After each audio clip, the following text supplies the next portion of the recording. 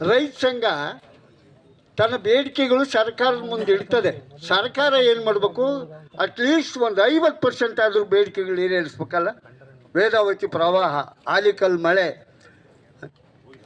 ನಂತರ ಬಿರುಗಾಳಿ, ಸಾಕಷ್ಟು ಹಾನಿಯಾಯಿತು. 10 ಬೇಡಿಕೆಗಳು ಸರ್ಕಾರದ ಮುಂದಿದ್ದಾವೆ. ಸರ್ಕಾರ ಏನೊಂದು ಕ್ರಮ ತಗೊಳ್ತಾ ಇಲ್ಲ. ಜಿಲ್ಲಾಧಿಕಾರಿಗಳಿಗೆ ಹೇಳಿದ್ವಿ, ಮಾನ್ಯ ತಹಸೀಲ್ದಾರ್ಗೆ ಹೇಳಿದ್ವಿ. ಮುಂದಿನ ದಿನಗಳಲ್ಲಿ ನಾವು ಚಳುವಳಿ ಮಾಡೋದು ನಮಗೆ ಗೊತ್ತಿದೆ, ಜನ ಸೇರಿಸೋದು ನಮಗೆ ಗೊತ್ತಿದೆ.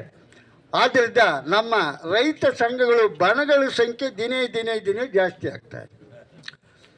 ಅಖಂಡ ಕರ್ನಾಟಕ, ಹಸಿರು ಸೇನೆ, ಈಗೆಲ್ಲ ನಮ್ಮ ರೈತರ ಬೇಡಿಕೆಗಳಿಗೆ ನಾವು ಒಟ್ಟಾಗೋಣ ಅಂತ ನಾನು ಈ ಸಭೆ ಮೂಲಕ ಅವ್ರನ್ನ ಕೇಳ್ಕೊಳ್ತೀನಿ. ಇವತ್ತು ರೈತ ದಿನಾಚರಣೆ ಮಾನ್ಯ ಈ ದೇಶದ ಪ್ರಧಾನಿ ಚರಣ್ ಸಿಂಗ್ರವರ ಜನ್ಮದಿನ.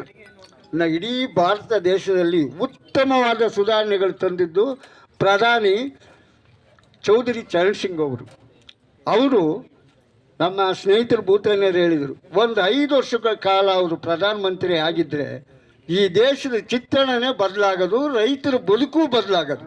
ಇವತ್ತು ರೈತರ ಬದುಕು ಬದಲಾಗ್ತಾ ಇಲ್ಲ. ನಾವೇನೋ ಸರ್ಕಾರ ಕೊಡ್ತಕ್ಕಂಥ ಸಹಾಯಧನನೇ ನಂಬಿಕೊಂಡು ವ್ಯವಸಾಯ ಮಾಡಿದರೆ ಕೃಷಿ ಖಂಡಿತ ಆಗಲ್ಲ. ನಾನು ಕೂಡ ಒಬ್ಬ ಹಿರಿಯ ಅಧಿಕಾರಿಯಾಗಿ ರಿಟೈರ್ಡ್ ಆಗಿ ಬಂದಮೇಲೆ ಸಾಕಷ್ಟು ಒಂದು 15,000 ಗಿಡ ಮರ ಬೆಳೆಸಿದ್ದೀನಿ, ಒಂದು 65 ದನ ಕರು ಸಾಕಿದ್ದೀನಿ.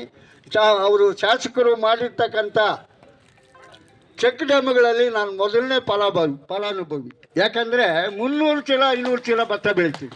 ಇದನ್ನೆಲ್ಲ ರೈತರು ಕೂಡ ಅಳವಡಿಸ್ಕೋಬೇಕು. ಒಂದು ಮನೆ ಅಂದಮೇಲೆ 1, 2, 3 ಆದರೂ ದನಕರುಗಳು ಕಟ್ಟಿ ಸಾಕೊಳ್ಬೇಕು. ಯಾಕಂದರೆ ಸಗಣಿ ಗೊಬ್ಬರ ಇಲ್ಲದೇ ನಾವು ವ್ಯವಸಾಯ ಕೃಷಿ ಅಭಿವೃದ್ಧಿ ಮಾಡೋಕ್ಕಾಗಲ್ಲ. ಬರೀ ಸರ್ಕಾರಿ ಗೊಬ್ಬರಗಳೇ ಆಗ್ತಾ ಹೋದರೆ ಈ ಕೀಟನಾಶಕ, ಸರ್ಕಾರಿ ಗೊಬ್ಬರ ಇವೆರಡು 5 ವರ್ಷಕ್ಕೆ ನಮ್ಮ ಭೂಮಿ ತಾಯಿನ ಸಂಪೂರ್ಣವಾಗಿ ಬರಡು ಮಾಡ್ತಾರೆ.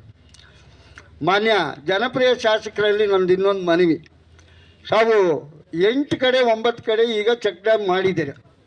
ಈಗ ಇನ್ನೊಂದು ಅವಕಾಶ ಇದೆ.